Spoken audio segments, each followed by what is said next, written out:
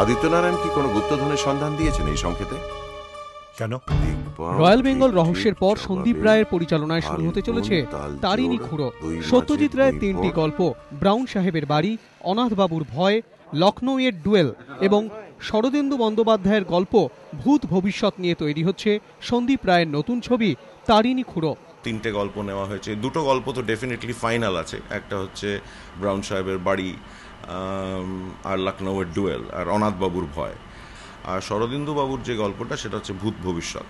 তারিণী খুঁড়ো নিজের জীবনের ঘটনা বলেন, মানে সব তার মধ্যে নিজে রয়েছেন আর কি, ছোটদের নিয়ে, মানে একটা গল্প দাদুর আসর যেরকম একটা হতো না, সেরকম একটা ফরম্যাটের ব্যাপার, এবং তার মধ্যে কিছু রং চড়ানো আছে আর কি, এরকম একটা ব্যাপার।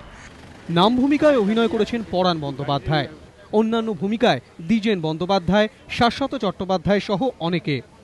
তারিণী খুঁড়ো সম্পর্কে আমার হাজার পড়া থাকলেও আমি সেগুলো দ্বারা ইনফ্লুয়েসড হব না।